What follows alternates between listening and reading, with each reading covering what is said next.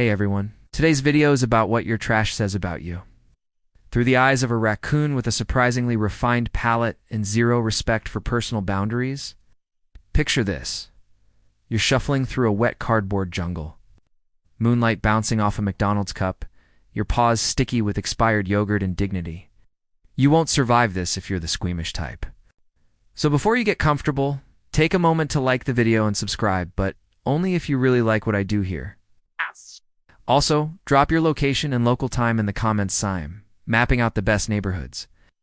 Now, turn off the lights, maybe turn on the fan for some soothing noise, and let's watch today's video. You crack open a trash can lid like it's a vault in Ocean S11 except instead of gold. You're hoping for a half-eaten breakfast burrito. That's not just a tortilla, that's ambition wrapped in regret and cheese. You sniff? 3-day-old eggs? Classic. 2 sips of root beer? Score. A crushed Pop-Tart still in its sleeve. Jackpot. Human waste is a raccoon buffet, and each bin tells a story. The Smith, obsessed with avocados. Do they eat the whole thing? Dope. Just spoon the good parts and yeet the rest.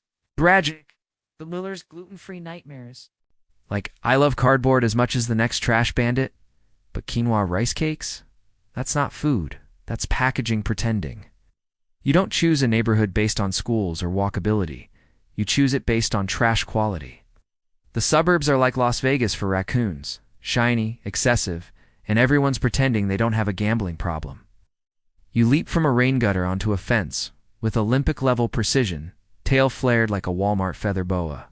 Below, 3 trash bins sit like gift boxes under a twisted, flickering porch light. You pounce the green one first organic waste. Boom.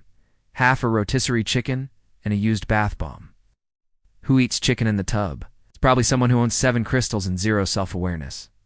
Still, good protein.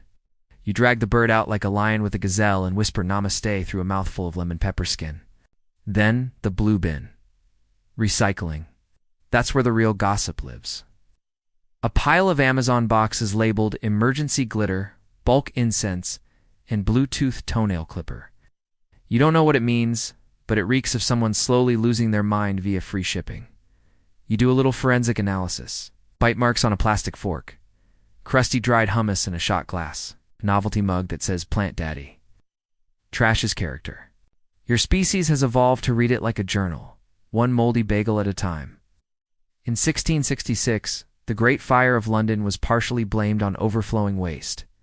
Rats ran wild, streets reeked. And humans realized kind of that maybe it's not great to throw raw meat next to your front door. Took 'em long enough. Meanwhile, the third bin, general waste. It's locked. Fancy, but that's where you shine. You scale the lid, hang upside down like a discount Batman, and jimmy it open with a stick you sharpened on a skateboard. Inside, diaper, lasagna, iPhone charger. Honestly, a perfect combo. You imagine what it is like to be the kind of person who throws away half a lasagna and thinks, meh, I'll Postmates again. You try not to take it personally. You're just a raccoon with a refined snout and no health insurance. But then again, neither do most of you. Remember when that guy in 2007 sued himself so he could get free jail food and health coverage? Humans will do anything to avoid admitting the system's broken, except, of course, fix it. And so you keep foraging, not because you have to, but because this is fine dining in the era of overconsumption. It's like a raccoon Michelin star buffet tiff. The stars were made of styrofoam and shame. Sometimes, while gnawing on the corner of a half-melted ice cream sandwich, you wonder if you're the only sane one left. Like maybe the humans are the raccoons, and you the exhausted homeowner, trying to keep the chaos out. But then you find a glitter-covered corn dog stuck to a Barbie head, and realize, nah, it's them. You're fine. You do your nightly rounds under the orange haze of a street lamp, tail twitching with attitude. Somewhere, a car alarm bleats into the void because a leaf brushed the hood too aggressively. You ignore it. You've got missions, rituals, a plan. First, the dumpster behind the yoga studio. Someone's always tossing oat milk cartons and forgotten AirPods. You keep a collection. One day you'll build your own raccoon tech empire. Is NIF 3000. Limited edition. Only smells like desperation. As you dig deeper, You find an unopened packet of vegan jerky next to a scented candle that says smells like inner peace and debt. You pocket both, metaphorically, because pockets don't exist when you're shaped like a chonky loaf of bandit vibes. Then comes the real treat. You sneak behind a gas station. It's sketchier than a pigeon with one eye and a Bluetooth speaker, but totally worth it.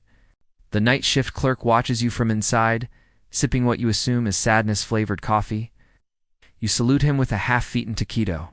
He nods. Mutual respect. You're both creatures of the night, haunted by fluorescent lighting and questionable choices. In 1927, vending machines in Germany started selling cigarettes, eggs, and small books. Someone thought that was efficient. You think it sounds like the fever dream of a sleep-deprived owl? You remember that as you bite into a gas station donut that's older than most TikTok trends. No regrets. Somewhere between your sugar crash and the cold snap in the wind, you start to hum. Not music, exactly. Just a little internal tune made of trash rustles and street sounds. It comforts you more than it should.